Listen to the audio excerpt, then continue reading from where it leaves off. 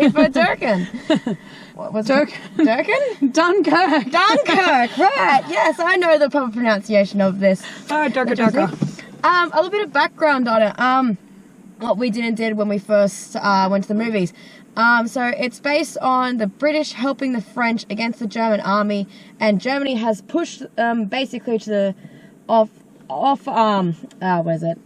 basically to the edge of French territory onto this little beach, and that's what this whole thing is centered around. It's centered around 3 main characters.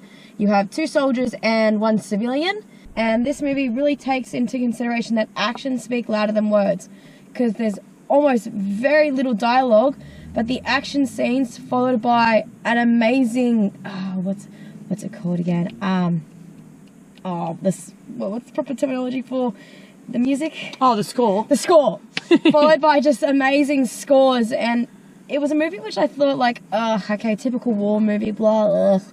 But it actually like brings you into the movie. Like, it has these really touching moments where you're like, oh, and other bits where you're like, oh God, that's what's happening. Pretty much.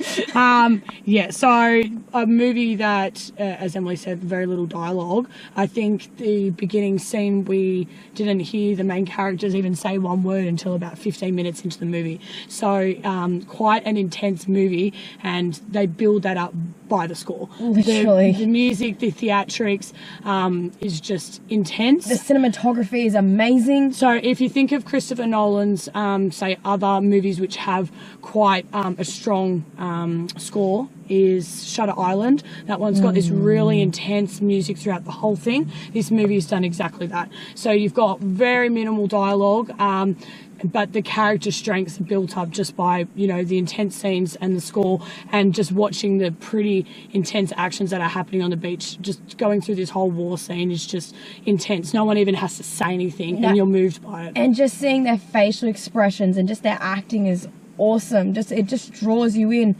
And yet, as I was saying, the action scenes and seeing them react to what's happening around them on the beach, it's just like, holy crap, this is actually quite intense. Yeah, I think every time I watch a war movie, I always have those holy crap moments where I go, holy crap, I would not have liked to have gone through that. And this movie, you definitely have those same reactions and feelings.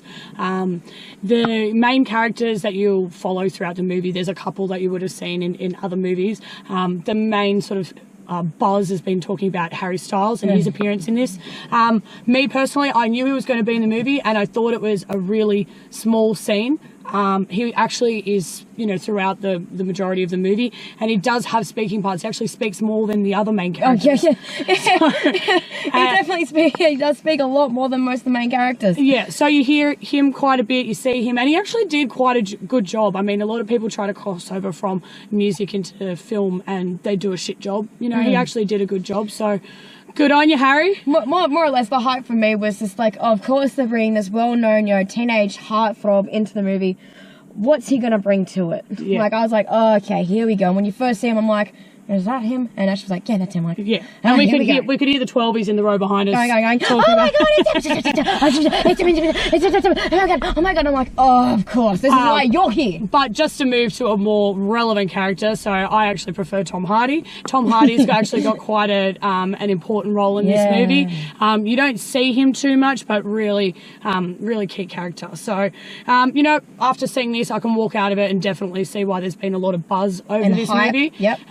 You know, words have been thrown around calling it a masterpiece. You know, there's definitely been some other great movies this year, but in terms of its genre and the important story it's trying to tell, you know, really, really well done movie. I could definitely see this one being like Oscar nominated. Yeah, definitely. Highly. Yeah. So, go see it. Yeah, no, I definitely, like, the trailers didn't convey a lot about it. All you could really see was like tiny, small 30-second snippets. It never really gave a full trailer, but yeah, I just went like, why not? Let's see it, see what it can give. I don't really care about with how everyone's saying it's a masterpiece. It's It was actually, yeah, it was really good. Like, not exactly my cup of tea. I wouldn't go buy the DVD, but it was worth seeing. It's worth seeing. It's worth seeing the story. I didn't know the story. And that little bit of history. Yeah, definitely worth seeing. And just to open your eyes to something that did actually happen and understand what all those people went through on that beach, because it's pretty intense and also traumatic, I would think. And it's also really good just to get out, like, just to go see another movie that's not action-packed full of CGI. Yeah, so no Thor or Spider-Man or Iron Man in this one. and no freaking stormtroopers or Trekkies. No, however, next week we will be talking about the CGI in Planet of the Apes. So yeah, we'll go back to the Apes together, strong. Caesar. Okay. All right. Anyway, Dunkirk. Do it.